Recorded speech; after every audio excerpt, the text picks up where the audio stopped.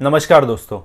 कुलभूषण जाधव के मामले में अंतर्राष्ट्रीय न्यायालय में पाकिस्तान को धूल चटा चुके देश के सर्वश्रेष्ठ वकील हरीश साल्वे जी ने आज महाराष्ट्र के गृह मंत्री और मुंबई पुलिस तथा सुशांत की मर्डर मिस्ट्री की सीबीआई जांच के विरोध में तथा मुंबई पुलिस की करतूतों के समर्थन में आज तक नाचते रहे धूर्तों के हुड़दंग और हंगामे की धज्जियां उड़ा दी है।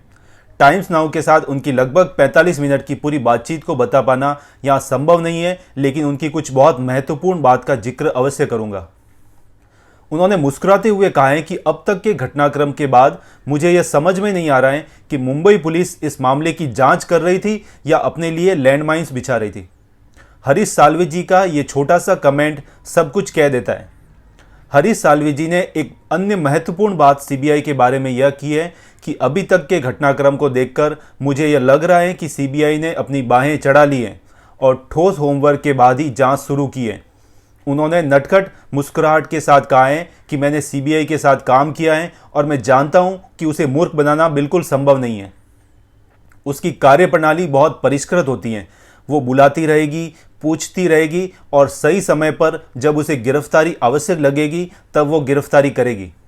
हरीश साल्वे जी ने सुशांत की मर्डर मिस्ट्री के हर पहलू पर खुलकर बात की है। उनका वो इंटरव्यू आप जरूर देखें। टाइम्स नाउ ने चौंकाने वाला बड़ा खुलासा किया है कि रिया ने सुशांत के मौत के कुछ ही समय बाद व्हाट्सएप करके डायरेक्टर अनुराग कश्यप से यह कहकर सहायता मांगी थी कि उसका इस मामले में नाम खराब हो रहा है।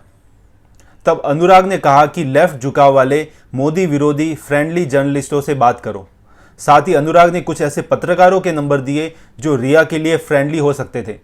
खुद एक पीआर एजेंसी ने टाइम्स नाउ की सीनियर एडिटर नाविका कुमार को भी फोन करके रिया के साथ फ्रेंडली होने की रिक्वेस्ट की थी। जिस दिन यह बात हुई उसके अगले ही दिन अनुराग ने रिया के पक्ष में ट्वीट करना शुरू कर दिया और कहने लगे कि अन्य मामले में बिहार पुलिस इतनी चुस्त क्यों है, इस मामले को इतनी तूल देने की क्या आवश्यकता है, देश में तो और भी जरूरी मुद्दे हैं। पूरा मामला भारत समर्थक बनाम भारत विरोधियों का है। दल्ले, दलाल, बिकाऊ, देशद्रोही, अलगाववादी, संस्कृति विरोधी, हिंदी विरोधी, हिंदू विरोधी गैंग एक साथ हर जगह खड़ा है। कोई कहने को नेता है, कोई अभिनेता, कोई लेखक, कोई निर्देशक, कोई पत्रकार, कोई बुद्धिजीवी, कोई नक्सली, लेकिन अंदर अंदर से सब एक है। ईडी ने वह मनी ट्रेल पकड़ लिए हैं जिसके अनुसार जया साहा के अकाउंट में सुशांत के अकाउंट से 10 करोड़ रुपए ट्रांसफर हुए थे।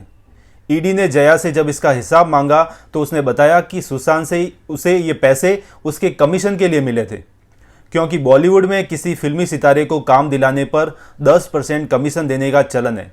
यह राशि काम के पूरे विवरण के साथ बकायदा लिखा पढ़ी करके दी जाती है। इसलिए ईडी ने जया से पूछ लिया कि वो उस 100 करोड़ की डील का विवरण बताए जो उसने सुशांत के लिए कराई थी। ईडी के इस सवाल के बाद से जया शाह के हाथ के तोते, कौवे और कबूतर सब उड़ गए।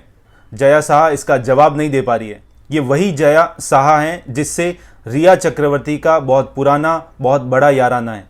रिया चक्रवर्ती उसी से यह ज्ञान ले रही थी कि ड्रग को कैसे देना है, जिसके जवाब में जया शाह उसे बता रही थी कि 3-4 बूंद दिन में 3-4 बार दे देना। ध्यान यह भी रहे कि ये वही जया शाह हैं जो उस क्वान एजेंसी में काम करती हैं जिस क्वान एजेंसी में बड़ा हिस्सेदार सलमान खान भी है। जया शाह के बैंक अकाउंट में 10 करोड़ रुपए के ट्रांसफर होने का सच उजागर होने के साथ रिया चक्रवर्ती और मीडिया में सक्रिय उसके दलाल उन पत्रकारों के मुंह पर जोरदार थप्पड़ पड़ाएं जो कल तक कह रहे थे कि सुशांत के अकाउंट से करोड़ों की रकम उड़ाने की कहानी एकदम झूठी है। इसकी मनी ट्रेल कहाँ है? अब हुए खुलासे से यह तय हो गया है कि बकरे की अम्मा कब तक खैर मनाएगी। अभी के लिए बस इतना ही। Thank you very much. जय हिंद।